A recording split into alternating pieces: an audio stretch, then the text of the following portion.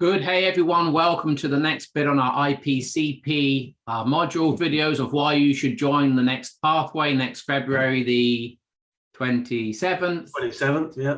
7th, 2023. Good. So we just want to talk a little bit about how Identity Compass and the artificial intelligence brings an integral capacity to coaching. And we're going to have Jay talk us through how standard or traditional coaching works in the left-hand quadrants mainly, and how Identity Compass brings a more holistic, whole and integral approach to working with the client and also for you as a coach. So we're going to have a quick look at a slide and then Jay and I will have a conversation. So here we go, get ready. So this is the difference that makes the difference between subjectivity and objectivity.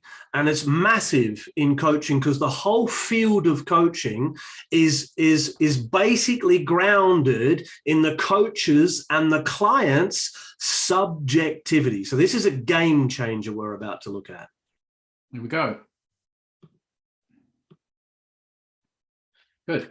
So if we look at it, this is a map of the subjective or the inner experience and the objective or the outer experience of the individual, and as plural, as a collective, as part of a team, a group, a culture. Yeah.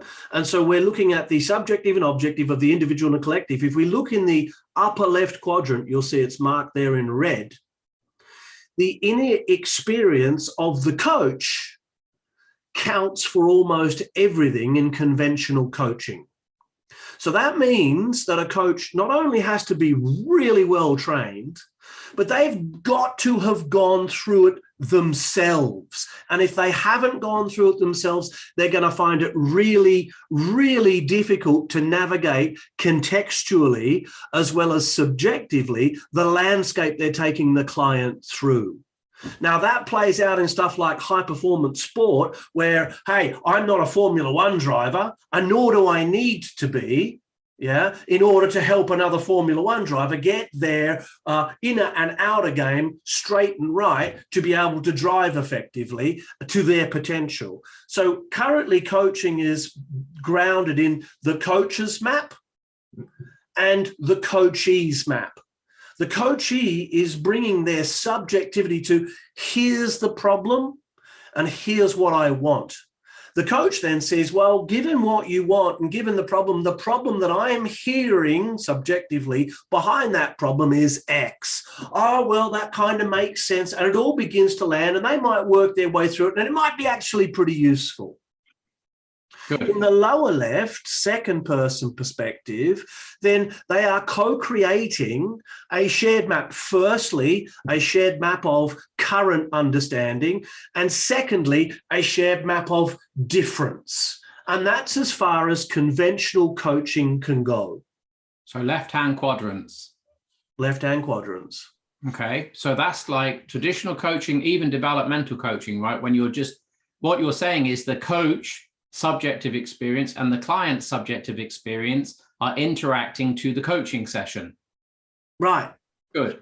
Holistically. And the big problem with that is that the coach doesn't have any context. So they're going to only rely on what the client's bringing to the process, which of course is going to be limited to what the client thinks is important. And this is the difference that makes the difference. We need to turn that subject into object. So we need something or someone or a process or a system to help us do that, to help us take a mind dump of the client and make it objective. Good. So how does Identity Compass make this a more integrally informed coaching session in the right hands?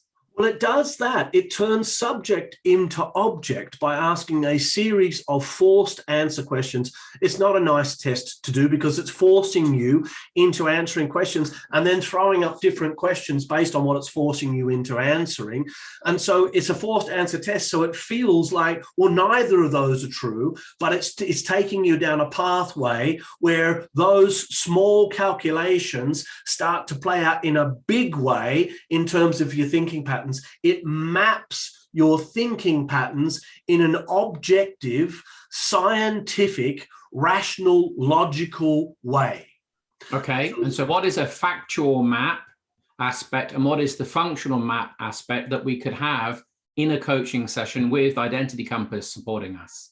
So the factual map is actually mapping out, given some scenarios in contexts. It uses the work context, but it's absolutely mapping cross-contextually.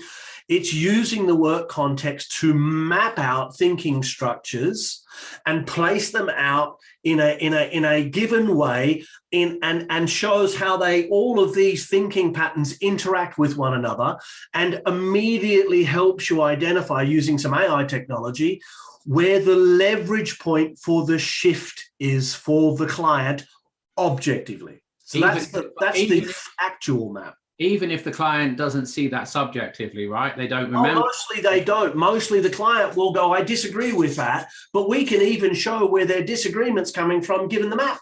We can show how they mismatch, and that disagreement's actually part of a mismatch, and we can tell that that's on behalf of self-care based on what we're seeing in the map.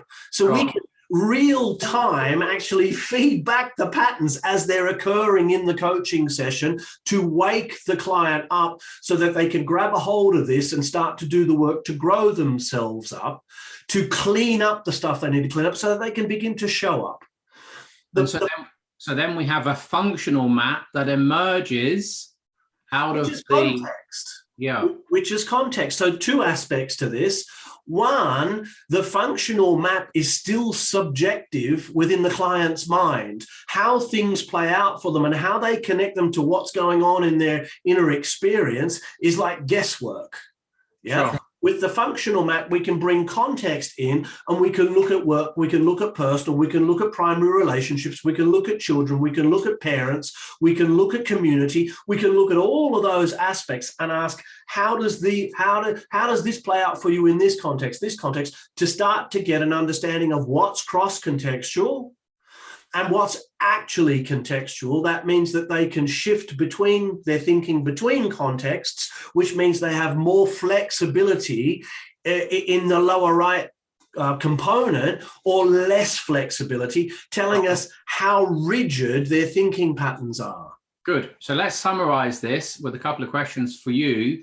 So you've been coaching for a few years and you're an averagely good coach. Just give me a moment to relax my face. And so given that, what would you be happy to go on coaching people knowing Identity Compass is in the world and not have access to it? What difference has it made to you as an experienced coach, 15 years of coaching? Yeah. What difference can you see and benefit has Identity Compass brought to your actual corporate coaching? Has shown me that I've been guessing up until I got a hold of the Identity Compass. It's shown me that my guessing is fairly accurate, yet, because I'm a human being, actually quite limited. And so would I coach without it now? Absolutely not. I mean, I'm literally flying with one arm and one eye.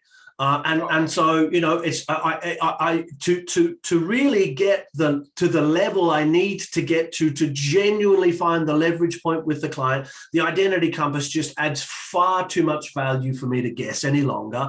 And it's from their perspective, right? I've had a client go, I don't agree. And I've said to the client, it wasn't me who filled in your Identity Compass, it was you. So I'm not saying this, actually you are. You're disagreeing and taking a polar response against yourself. And then I said, let's look at the Identity Compass and see how that actually works out. And we found 6 key driver cognitive intentions that fit that pattern.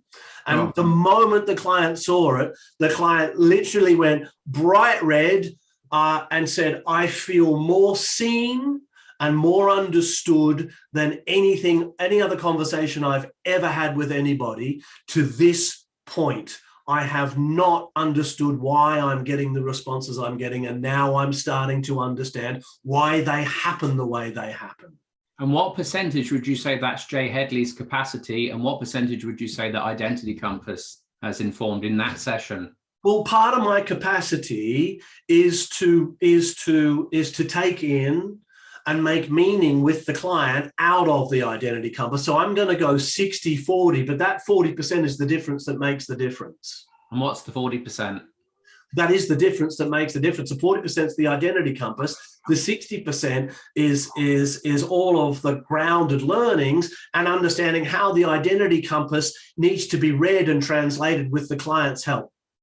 Does a coach to coach the way you've just talked to need to be an excellent, outstanding, well-experienced coach to be able to use identity compass in that way? They need to have that experience. They need to learn it. But what the identity compass will do is it will train them how to learn it in an accelerated way. So instead of it taking 5 years to become an extremely experienced, well-honed, well-rounded coach, having done the work on yourself, we'll cut that down to 2 or 3. Sure. Anything else? Come and look at the program. If you haven't had a chat with us, book a chat, get on the program. If you want to coach at the next level, this is the process and the tool that is going to take you there. Good. Catch you next time.